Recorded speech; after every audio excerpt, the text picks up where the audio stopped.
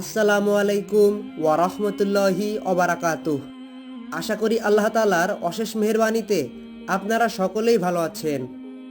যখন ইমাম মাহাদির আসার সময় হয়ে যাবে, তখন একটি হজের মৌসুমে মিনাতে গণহত্যা হবে। একটি বর্ণনা থেকে জানা যায়, আল্লাহর রসুল হজরত মুহাম্মদ সাল্লাল্লাহু আলাইহি ওয়াসাল্লাম বলেছেন, জিলকাদ মাসে বিভিন্ন গোত্রের মধ্যে দ্বন্দ্ব ও প্রতিশ্রুতি ভঙ্গের ঘটনা ঘটবে। এর ফলে হজ পালনকারীরা লুণ্ঠিত হবে এবং মিনাতে যুদ্ধ সংগঠিত হবে। সেখানে ব্যাপক প্রাণহানির ঘটনা ঘটবে এবং রক্তের স্রোত বয়ে যাবে।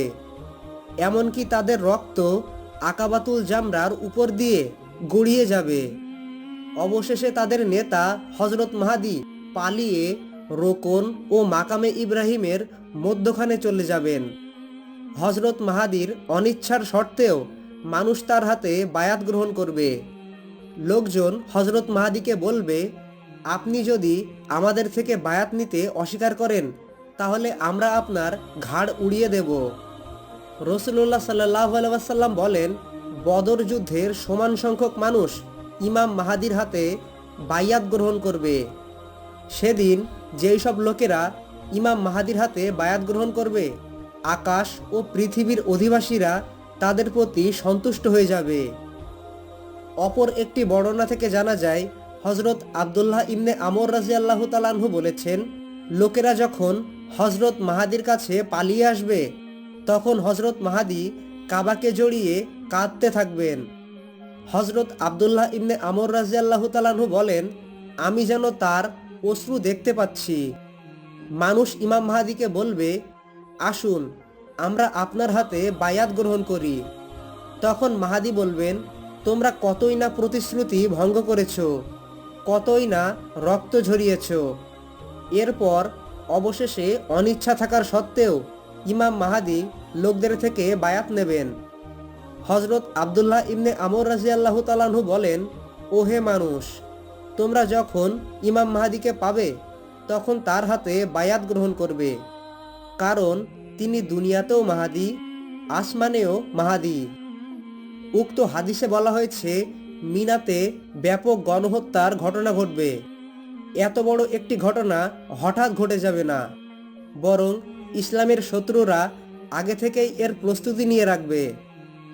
ইমাম জুহরি রহমতুল্লাহ আলাইহি বলেছেন, হজরত মাহাদির আত্মপ্রকাশের বছর দুইজন ঘোষক ঘোষণা করবে। একজন আকাশ থেকে ঘোষণা করবে, আর একজন পৃথিবী থেকে ঘোষণা করবে। আকাশের ঘোষক বলবে যে, হে লোক সকল, তোমাদের নেতা অমুক ব্যক্তি। আর পৃথিবীর ঘোষক ঘোষণা করবে যে, ওই ঘোষণাকারী মিথ্যা বলছে। এক পর্যায়ে পৃথিবীর ঘোষণাকারী যুদ্ধ করবে, এমনকি গাছের ডালপালা রক্তে লাল হয়ে যাবে। সেদিনকার বাহিনীটি সেই বাহিনী যাকে জাইশুল বারাজি তথা জিনওয়ালা বাহিনী বলা হয়। তারা তাদের ঘোড়ার জিনগুলো ছিঁড়ে ছিঁড়ে ঢাল বানাবে। সেই দিন যেসব লোকেরা আকাশের ঘোষণায় সাড়া দেবে, তাদের মধ্যে থেকে বদরের মুজাহিদগণের সমান সংখ্যক লোক, অর্থাৎ ৩১৩ জন প্রাণে রক্ষা পাবে। আলী রাদিয়াল্লাহু তাআলা আনহু বলেন, মদিনা অভিমুখে একটি বাহিনী প্রেরণ করা হবে। তারা এসে আলে বাইতকে হত্যা করবে। এর ফলে মাহাদি ও মুবাইয়াজ মদিনা থেকে পালিয়ে যাবে। ফিরোজ দাইলামি বর্ণনা করেন, আল্লাহর রসুল সাল্লাল্লাহু আলাইহি ওয়াসাল্লাম বলেছেন, কোনো এক রমজান মাসে একটি শব্দ আসবে। সাহাবাগণরা জিজ্ঞাসা করলেন, হে আল্লাহর রসুল, রমজানের শুরুতে, নাকি রমজানের মাঝামাঝি সময়ে, নাকি রমজানের শেষের দিকে?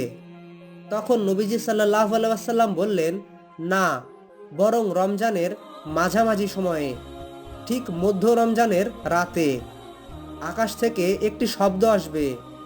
সেই শব্দের প্রচণ্ডতা এমন হবে যে ৭০,০০০ মানুষ সজ্ঞা হারিয়ে ফেলবে, আর ৭০,০০০ মানুষ বধির হয়ে যাবে। সাহাবাগণরা জিজ্ঞাসা করলেন, হে আল্লাহ রসুল, আপনার উম্মতের কারা কারা সেদিন নিরাপদে থাকবে? তখন আল্লাহর রসুল সাল্লাল্লাহু আলাইহি ওয়াসাল্লাম বললেন, যারা নিজ নিজ ঘরে অবস্থানরত থাকবে, সিজদায় লুটিয়ে আল্লাহ তাআলার আশ্রয় প্রার্থনা করবে এবং উচ্চ শব্দে আল্লাহু আকবার বলবে। এরপর আরও একটি শব্দ আসবে। প্রথম শব্দটি হবে হযরত জিবরাইল আলাইহিসসালামের এবং দ্বিতীয় শব্দটি হবে শয়তানের। উক্ত ঘটনাগুলোর পরম্পরা হচ্ছে এই যে রমজান মাসে বিকট শব্দ আসবে, শাওয়াল মাসে ঘোরতর যুদ্ধ সংগঠিত হবে, জিলকাদ মাসে আরবের গোত্রগুলো বিদ্রোহ করবে, এরপর জিলহাজ মাসে হাজি লুণ্ঠনের ঘটনা ঘটবে, আর মুহররম মাসের শুরুটা হচ্ছে আমার উম্মতের জন্য বিপদ, আর শেষটা হচ্ছে মুক্তি। সেই দিন মুসলমান যেই বাহনে চড়ে মুক্তি লাভ করবে সেটি তার কাছে 1,00,000 মূল্যের বিনোদন সামগ্রীতে পরিপূর্ণ ঘরের চেয়েও বেশি উত্তম বলে বিবেচিত হবে। হজরত ইয়াজিদ ইবনে সানাদি বর্ণনা করেন, হজরত কাব রাদিয়াল্লাহু তাআলা আনহু বলেছেন, মাহাদির আত্মপ্রকাশের একটি লক্ষণ হলো পশ্চিম দিক থেকে পতাকা আসবে। বনু কান্দার এক খোড়া ব্যক্তি সেই বাহিনীর নেতৃত্ব দেবে। পশ্চিমারা যখন মিশরে এসে পৌঁছাবে সেই সময় শামের অধিবাসীদের জন্য মাটির তলদেশই উত্তম বলে বিবেচিত হবে।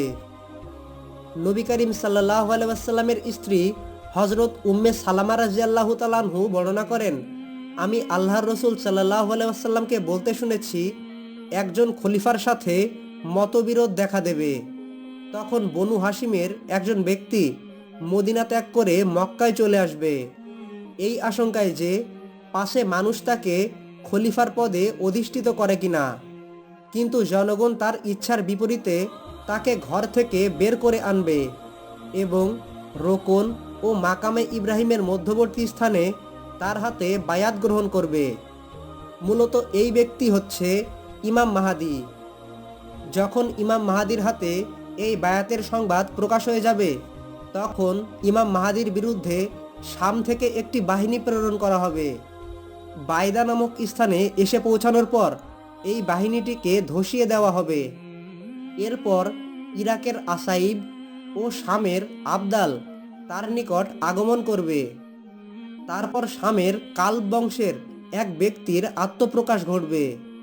সেই ব্যক্তি ইমাম মাহাদির বিরুদ্ধে বাহিনী প্রেরণ করবে, কিন্তু আল্লাহ তাআলা তাদেরকে পরাস্ত করে দেবেন, যার ফলে উক্ত শয়তান বাহিনীর উপরে বিপদ নেমে আসবে। এটি হচ্ছে কালবের যুদ্ধ। যেই ব্যক্তি কালবের গনিমত থেকে বঞ্চিত হবে সেই ব্যক্তি ব্যর্থ বলে বিবেচিত হবে। এরপর ইমাম মাহাদি ধনভাণ্ডার খুলে দেবেন, মাল দৌলত বন্টন করবেন এবং ইসলামকে বিশ্বময় সুপ্রতিষ্ঠিত করবেন। এই অবস্থা অব্যাহত থাকবে 7 বছর কিংবা 9 বছর, অর্থাৎ ইমাম মাহাদির নেতৃত্বকাল থাকবে 7 বছর, মতান্তরে 9 বছর। আবু দাউদের বর্ণনায় আরও আছে যে তারপর ইমাম মাহাদি মৃত্যুবরণ করবেন এবং মানুষ তার জানাজা আদায় করবে। লোকজন বনু হাশিমের যেই ব্যক্তিটির কাছ থেকে বায়াত গ্রহণ করবে তার নাম হবে মুহাম্মদ ইবনে আবদুল্লাহ, যিনি মাহাদি উপাধিতে পরিচিতি লাভ করবেন। অর্থাৎ ইমাম মাহাদির আসল নাম হচ্ছে মুহাম্মদ এবং তার পিতার নাম হচ্ছে আবদুল্লাহ। সুতরাং তার মূল নাম হচ্ছে মুহাম্মদ ইবনে আবদুল্লাহ, আর মাহাদি হচ্ছে তার উপাধি।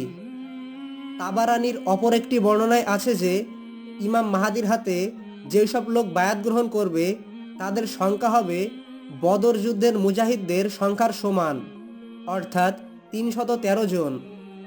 এই ভিডিওর মাধ্যমে আমরা জানলাম রমজান মাসে বিকট আওয়াজের ঘটনা এবং এরপর জিলহাজ মাসে মিনাতে গণহত্যার ঘটনা।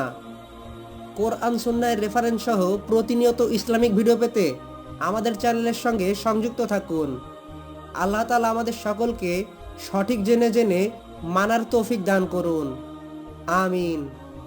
আসসালামু আলাইকুম ওয়া রাহমাতুল্লাহি ওয়া বারাকাতুহু।